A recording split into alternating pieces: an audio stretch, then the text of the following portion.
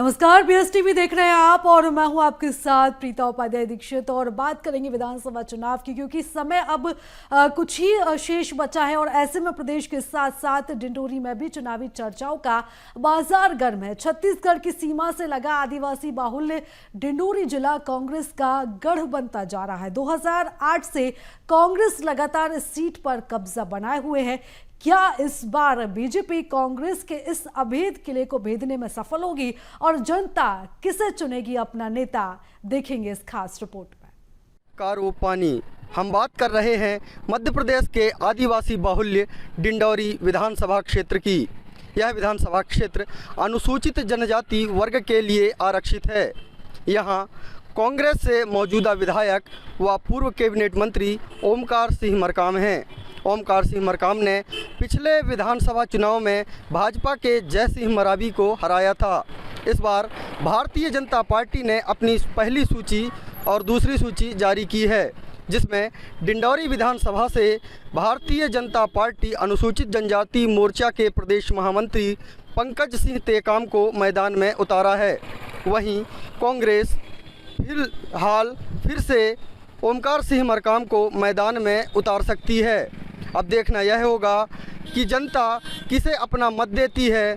क्या अपराजेय योद्धा कहे जाने वाले ओमकार सिंह मरकाम तीसरी बार के बाद पुनः वापसी करेंगे, या पूर्व नगर परिषद अध्यक्ष भाजपा के अनुसूचित जनजाति मोर्चा के प्रदेश महामंत्री पंकज सिंह टेकाम अपनी किस्मत को आजमाएंगे? यह तो जनता ही तय करेगी। चलिए हम चलते हैं आदिवासी बाहुल्य डिंडोरी ज़िले के डिंडोरी विधानसभा में। यहाँ गोंड जनजाति, बैगा जनजाति, राठौर समाज सहित अन्य समाज का खासा प्रभाव रहता है। चलिए अब हम जनता से पूछते हैं कि वह किसे अपना मत देगी और किसे अपना विधायक चुनती है। क्या है डिंडोरी विधानसभा की सियासी बिसात? इस विधानसभा में 2008 से कांग्रेस का कब्जा। कांग्रेस विधायक ओमकार सिंह ने लगाई हैट्रिक। इस बार भी ओमकार सिंह मरकाम चेहरा। बीजेपी ने पंकज टेकाम को मैदान में उतारा। छत्तीसगढ़ की सीमा से लगे आदिवासी बाहुल्य डिंडोरी जिला प्रदेश की अहम सीटों में से एक है। किसी जमाने में प्रदेश की सियासत का केंद्र रही डिंडोरी विधानसभा 2023 में भाजपा समेत कांग्रेस के कई दावेदारों का केंद्र भी बनती जा रही है।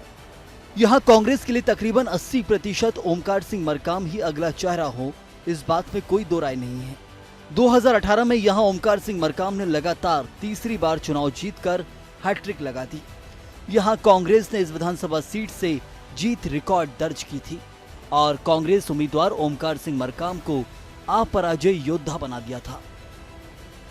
ओमकार सिंह मरकाम कांग्रेस नेता राहुल गांधी के बहुत करीबी माने जाते हैं। हाल ही में उन्हें भारतीय राष्ट्रीय कांग्रेस की केंद्रीय चुनाव समिति में मध्य प्रदेश से एकमात्र नेता के रूप में जगह दी गई। भाजपा की ओर से आलाकमान ने अपनी दूसरी लिस्ट में युवा आदिवासी नेता और भाजपा अनुसूचित जनजाति मोर्चा के प्रदेश महामंत्री पंकज टेकाम को मैदान में उतार दिया है। चुनावी गप से लेकर चाय वाली दुकान तक रोजाना दावेदारों की चर्चाएं इन दिनों डिंडोरी विधानसभा क्षेत्र में सरगर्म है। डिंडोरी विधानसभा के जातीय समीकरणों को समझें तो गौड़, बैगा और कोल आदिवासी सहित साहू, राठौर और अन्य ओबीसी समुदाय का इस विधानसभा में मजबूत और निर्णायक योगदान रहता है। गौड़ जनजाति का लगभग 1,50,000, राठौर समाज का 30,000, साहू समाज का 20,000 तो जाटव 8,000, कोल समाज यहाँ 10,000 हैं तो बैगा जनजाति के लोग यहाँ 15,000, यादव समाज के यहाँ 8,000 वोट हैं तो पनिका समाज के 3,000, प्रजापति 1,500 हैं तो ब्राह्मण यहाँ 1,500, वैश्य 3,000 तो मुस्लिम 2,000। वहीं इसके साथ शेष अन्य जाति के मतदाता अपनी अहम भूमिका यहाँ निभाते हैं। जातीय समीकरणों की बात की जाए तो गौड़ जनजाति का लगभग 1,50,000 मतदाता हैं, राठौर समाज के 30,000, साहू समाज के 20,000, जाटव समाज के 8,000 तो कोल समाज के 10,000, बैगा जनजाति के 15,000, यादव समाज के 8,000 तो पनिका समाज के 3,000 वोट। प्रजापति यहां पर 1,500 हैं तो ब्राह्मण यहां 1,500। वैश्य यहां 3,000 हैं और मुस्लिम यहां 2,000। अब अगर विधानसभा में मतदाताओं की बात करें तो इस सीट पर कुल मतदाता 2,43,265 हैं, जिनमें पुरुष मतदाता 1,21,170 और महिला मतदाताओं की संख्या 1,22,084 है। कुल मतदाता यहां 2,43,265 हैं, पुरुष मतदाता 1,21,170, महिला मतदाता 1,22,084। मध्य प्रदेश की डिंडौरी विधानसभा सीट अनुसूचित जनजाति के लिए आरक्षित है। इस सीट पर अभी कांग्रेस का कब्जा है और यहां कांग्रेस के ओमकार सिंह मरकाम लगातार 3 बार से विधायक हैं। 2008 के चुनाव में ओमकार सिंह मरकाम ने भाजपा के ओम प्रकाश धुर्वे को मात दी थी। उन्होंने 47,286 वोट हासिल किए थे, जबकि ओम प्रकाश धुर्वे को 42,116 वोट मिले थे। 2008 के इस चुनाव में जीत का अंतर 5,170 रहा। 2013 के विधानसभा चुनाव में इस सीट पर ओमकार सिंह मरकाम ने 76,866 वोट हासिल कर दोबारा जीत दर्ज की थी। उन्होंने अपने प्रतिद्वंदी भाजपा के जय सिंह मरावी को 6,388 वोटों के अंतर से हराया और जय सिंह मरावी को 70,478 वोट मिले थे। 2018 के चुनाव में डिंडौरी विधानसभा सीट पर भारतीय जनता पार्टी के जय सिंह मरावी और कांग्रेस के ओमकार सिंह मरकाम के बीच मुकाबला हुआ था। इसमें कांग्रेस उम्मीदवार ओमकार सिंह मरकाम 85,039 वोट पाकर जीत गए। बीजेपी उम्मीदवार जय सिंह मरावी को 52,989 वोट मिले और जीत का अंतर इस बार 32,050 वोटों का रहा। यहां ओमकार सिंह मरकाम ने लगातार 3 पंचवर्षीय चुनाव जीतकर हैट्रिक लगा दी। फिलहाल इस सीट पर कांग्रेस का कब्जा है और ओमकार सिंह मरकाम यहां के विधायक हैं। वह कमलनाथ सरकार में कैबिनेट मंत्री भी रह चुके हैं। हार जीत के समीकरण की बात की जाए तो साल 2008 में कांग्रेस के ओमकार सिंह मरकाम यहां 47,286 वोटों से जीते और बीजेपी के ओम प्रकाश धुर्वे 42,116 वोटों के साथ हार गए और हार जीत का अंतर 5,170 वोटों का रहा। वहीं साल 2013 में कांग्रेस के ओमकार सिंह मरकाम यहां 76,866 वोटों से जीते और बीजेपी के जय सिंह मरावी 70,478 वोटों से हार गए और इस बार हार जीत का अंतर 6,388 वोटों का था। तो वहीं साल 2018 में कांग्रेस के ओमकार सिंह मरकाम यहां 85,039 वोटों से जीते और बीजेपी के जय सिंह मरावी 52,989 वोटों के साथ हार गए और इस बार हार जीत का अंतर 32,050 वोटों का था। इस बार के 2023 विधानसभा चुनाव में फिर से कांग्रेस से मौजूदा विधायक ओमकार सिंह मरकाम और भाजपा के युवा प्रत्याशी पंकज टेकाम के बीच कड़ा मुकाबला हो सकता है। पिछले 15 सालों की बात की जाए तो कांग्रेस विधायक ओमकार मरकाम का काम औसत दर्जे का रहा।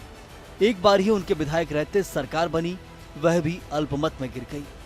पलायन और रोजगार की समस्या भी इस विधानसभा चुनाव में बड़ा मुद्दा मानी जा रही है। बिजली, पानी, सड़क की समस्या अभी भी कई ग्रामीण क्षेत्रों में जस की तस बनी हुई है।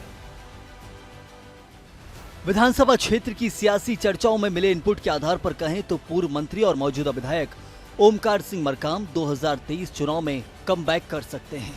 इस कमबैक के पीछे कई पहलू हैं, जिनके आधार पर ओमकार सिंह मरकाम ने एक बार फिर चुनावी मैदान में उतरने की तैयारी मजबूत कर दी है। यहां पिछले 3 दफा से भाजपा को इस सीट से करारी हार का सामना करना पड़ा है, लेकिन इस बार संभवतः ऐसी तस्वीर न देखने को मिले। इस वजह से भाजपा संगठन और युवा प्रत्याशी पंकज टेकाम अपने मजबूत वोट बैंक को आधार बनाकर चुनावी तैयारियों में गांव-गांव जाकर जी जान से जुट गए हैं। वर्तमान विधायक ओमकार सिंह मरकाम जहां अपनी मजबूत दावेदारी एक बार फिर पेश कर रहे हैं, तो वहीं उनके द्वारा क्षेत्र में कराए गए विकास कार्यों के दम पर वे जनता की कसौटी पर खरा उतरने का माद्दा रखते हैं। वहीं भाजपा जिला अध्यक्ष अवधराज बिलैया और भाजपा प्रत्याशी पंकज टेकाम का दावा है कि भाजपा इस बार चुनाव में कमबैक करेगी। उनका कहना है कि पिछली बार कांग्रेस ने झूठ बोलकर जनता को भरमाया था। तो वहीं बहुजन समाज पार्टी का कहना है कि हमने गोंडवाना गणतंत्र पार्टी के साथ सीटों को लेकर हाल ही में गठबंधन कर लिया है। इस बार हम जिले की दोनों विधानसभा सीटें जीतेंगे। कांग्रेस नेता रामजी साहू का दावा है कि इस बार ओमकार सिंह मरकाम 51,000 से अधिक वोटों से जीतेंगे। जो उपलब्धि है मैं आपको बताना चाहता हूं, कांग्रेस की उपलब्धि देश की आज़ादी है। देश की आज़ादी के साथ लगातार प्रगति है और देश के लोगों के साथ जिस तरह से न्याय के साथ काम कांग्रेस करती है। आज देखना, भारतीय जनता पार्टी के शासन आने के बाद पूरी निजीकरण कर दिया गया। रेल को बेचने का काम किया जा रहा है, पोर्ट को बेचने का काम किया जा रहा है, विद्युत विभाग में आउटसोर्स के लोगों को। तो हमारा जो आज काम है वो सबको पता है कि कांग्रेस इस देश की सबसे मजबूत पार्टी है और देश को आगे यही बढ़ा सकती है। देखिए, भारतीय जनता पार्टी ने मुझ जैसे छोटे कार्यकर्ता को जो जिम्मेदारी दी है, तो सर्वप्रथम तो मैं राष्ट्रीय नेतृत्व का, केंद्रीय नेतृत्व और हमारे प्रदेश नेतृत्व का और हमारे सभी कार्यकर्ताओं का आभार व्यक्त करता हूं, जिनके कारण आज मुझ जैसे छोटे कार्यकर्ता को पार्टी ने जो जिम्मेदारी दी है। दूसरी बात रही विधानसभा चुनाव की, तो आप सब देख रहे हैं लगातार पिछले 15 वर्षों से कांग्रेस के एमएलए यहाँ पर हैं और उनका उदासीन रवैया भी क्षेत्र की जनता ने देखा है। इस बार का चुनाव कांग्रेस और जनता के बीच में है। जनता लगातार 15 वर्षों के इनके उदासीनता का जो कार्यकाल रहा है उसके खिलाफ में वोट करेगी और एक पूरा जन आक्रोश क्षेत्र में देखने को मिल रहा है। देखिए, भारतीय जनता पार्टी सामूहिक रूप से चुनाव लड़ती है, कार्यकर्ता आधारित पार्टी है। सारे कार्यकर्ता तन मन धन के साथ जुटकर और पार्टी के काम में लगे हैं। आने वाले समय में 15 साल की सत्ता को उखाड़ फेंकने के लिए एक एक कार्यकर्ता तैयार है और जनता ने तय कर लिया है कि इस बार 15 वर्षों के उदासीन कार्यकाल को समाप्त करना है। आदिवासी बहुल जिले हैं, वहाँ पे आज हमारा गठबंधन हो गया है। बीएसपी के साथ गोंडवाना का गठबंधन हुआ, जिसमें मध्य प्रदेश में 178 सीटों पर चुनाव बीएसपी लड़ेगी और 52 सीटों पर गोंडवाना गणतंत्र पार्टी लड़ेगी। तो इसमें क्या है कि जो हमारा डिंडोरी जिला है, अनुसूचित जनजाति आरक्षण वर्ग, मतलब ये आरक्षित सीट है दोनों अनुसूचित जनजाति का, तो इसमें गोंडवाना गणतंत्र पार्टी के प्रत्याशी उतारे जाएंगे, जिसमें हमारा पूरा सहयोग रहेगा और बहुजन समाज पार्टी और गोंडवाना मिलकर यहाँ चुनाव लड़ेगी और दोनों विधानसभाओं में भारी बहुमत से हम दोनों विधायकों को जिताएंगे। पिछले बार की परिस्थिति कुछ अलग थी। पिछले बार के कुछ मुद्दे अलग थे। कांग्रेस ने जिस तरह से झूठे प्रलोभन और वादे करके जनता के बीच में आए थे और जनता अब उनके झूठे प्रलोभन और वादे पर दोबारा नहीं फंसेगी। निश्चित रूप से पिछली बार उन्होंने जो किसानों के कर्जा माफ़ी की बात की, युवाओं को, बेरोजगार युवाओं को भत्ता देने की बात की थी और तो और गरीब कन्याओं के विवाह में 51,000 रुपये देने की बात की थी, पीएम आवास का पैसा आना बंद हो गया था। ये सारी चीज़ें, संबल जैसी योजना जिससे सीधा सीधा गरीब का सारोकार है, इन सारी योजनाओं को कांग्रेस जैसे ही आई थी सत्ता पर सबको बंद कर दिया था और जनता इन 15 महीनों में प्रताड़ित हुई और प्रताड़ित होने के बाद जनता ने पुनः शिवराज सिंह चौहान जी को मुख्यमंत्री के रूप में बिठाया था। निश्चित रूप से वो 15 महीने का जो कार्यकाल था कांग्रेस का, वो जनता भूली नहीं है। इस बार जनता किसी भी कीमत में कांग्रेस को आशीर्वाद नहीं देगी। मध्य प्रदेश में भारतीय जनता पार्टी की प्रचंड मतों से सरकार बनने वाला माहौल प्रत्याशी से पता चल रहा है। एक तो दूसरी चीज, भाजपा को विधानसभा डिंडौरी से प्रत्याशी ही नहीं मिला लोकल, बाहरी प्रत्याशी को उतारे हुए हैं। नगर परिषद के वो अध्यक्ष थे, उनका कार्यकाल देख लें, उससे ही पता चल जाएगा कितना भ्रष्टाचार उन्होंने किया है। अब रही बात ओमकार सिंह मरकाम की, तो उनको हराना शायद ही मुश्किल है, क्योंकि वो जमीन से जुड़े हुए कार्यकर्ताओं के साथ हैं और हर सुख दुख में खड़े होते हैं और उनके किए हुए कार्यों को हर कोई पसंद करता है। आने वाला चुनाव में ओमकार सिंह मरकाम चौथी बार फिर 51,000 से ज़्यादा मतों से जीतेंगे और मध्य प्रदेश में कमलनाथ जी की सरकार बनेगी। कांग्रेस पार्टी को हर कोई पसंद कर रहा है। डिंडौरी विधानसभा डिंडौरी जिले की राजनीति का केंद्र मानी जाती है। जिले की मुख्य विधानसभा होने के साथ साथ यहाँ कई समस्याएं भी हैं, जिनके चलते वोटर अपने उम्मीदवार को चुनता है। क्षेत्र की सबसे बड़ी मांग जिले के उद्योग धंधे स्थापित होना आज भी पूरा नहीं हो सका है। इसका असर भी इस विधानसभा चुनाव में देखने को मिल सकता है। इस लिहाज से इस चुनाव में वोट का रुख किस पार्टी की ओर जाता है, ये भी दिलचस्प होगा। बांधों के निर्माण को लेकर ग्रामीणों का विरोध भी बड़ा मुद्दा बन सकता है। विकास के पैमाने पर आने वाले राजनीतिक जानकारों के मुताबिक डिंडौरी विधानसभा का चुनाव उम्मीदवार के काम और चेहरे पर ही केंद्रित रहता है। यहाँ अधिकांश बार कांग्रेस का ही कब्जा रहा है। भाजपा यहां अभी तक के विधानसभा चुनाव में मात्र 3 बार ही जीत पाई है। 2023 में भाजपा के युवा प्रत्याशी पंकज टेकाम के सामने आखिर वह कौन कौन से खिलाड़ी होंगे जो डिंडौरी से अपनी किस्मत आजमाते हैं। अब सभी की नजरें इसी पर टिकी हुई हैं। हाँ, पेंशन मिला था मुझे। और क्या क्या लाभ, आवास योजना का लाभ मिला है? हाँ, मिल गई सियांगू। हाँ। अभी नहीं मिली सा। और राशन वगैरह और मिला था अकेले के। कितना मिल जाता है राशन? 5 किलो। गुजर बसर हो जाता है आपका? अब नहीं हुई तो भाई जाऊँ दे थे तो बताओ था ना। और आपके गांव में काम कैसे चल रहे हैं, रोजगार गारंटी वगैरह? हम नहीं सुन पाई भाई, हम नहीं जाने। यहाँ तो कुछ काम नहीं किया है, बस विधायक का कोई यहाँ पोजीशन ही नहीं है। न आज तक हमारे गांव में आया है, जब से चुनाव हुआ है तब से तो अब आज तक लौट के नहीं आया। मौजूदा भाजपा सरकार की योजनाओं का कुछ लाभ मिल रहा है? नहीं मिल रहा है, भरपूर मिल रहा है, सब कुछ सब ठीक है। तो जनता का रुख किस तरफ जाएगा? अब वो तो देखते हैं। हम तो भाई बीजेपी की तरफ से कह रहे हैं कि बीजेपी अगर आ जाए तो ठीक रहेगा, उसका क्या है कार्य करने ठीक है। क्या क्या लाभ मिले आपको? प्रधानमंत्री आवास और लाभ मिला है हम लोगों को, घर बना है, हमारे लोगों को मकान मिला है। रोजगार, शिक्षा, स्वास्थ्य की क्या स्थिति है आपके यहाँ? है रोजगार की स्थिति है हमारे यहाँ, बेरोजगार बहुत घूमते रहते, उन लोगों को काम धंधा कुछ दे दे सरकार, तो गाँव में कुछ काम धंधा खोल दे तो कर सकते हैं अपन लोग बेरोजगारी तो है अपन लोग। इस बार भाजपा या कांग्रेस? अभी तो कुछ कहा नहीं जाता, हमारी ओर से तो कांग्रेस सही है हमारे यहाँ। तो भाजपा सरकार तो ठीक काम किया है, लेकिन विधायक तो मतलब यहाँ से विधायक कोई रोल नहीं रहता। कभी आए हैं गांव में विधायक? कभी कभी आते हैं। उनके कुछ काम है गांव में? वो उनके फंड से कोई काम नहीं। गांव की कुछ समस्याएं होंगी, कुछ समस्याएं हैं गांव में?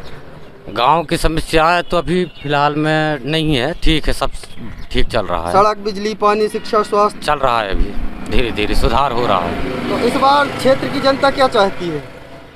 क्षेत्र की जनता नहीं चाहती, दोनों सरकार नहीं चाहती। तो हमने आदिवासी बाहुल्य डिंडौरी विधानसभा की तस्वीर देखी।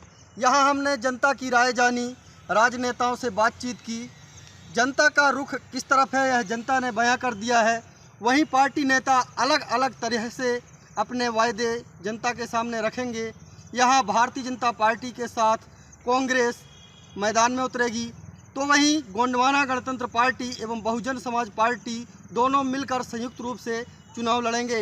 अब डिंडौरी अनुसूचित जनजाति क्षेत्र की जनता बताएगी कि वह किसे अपना विधायक चुनती है। कैमरामैन शारदा प्रसाद नामदेव के साथ भीमशंकर साहू, BSTV, डिंडौरी।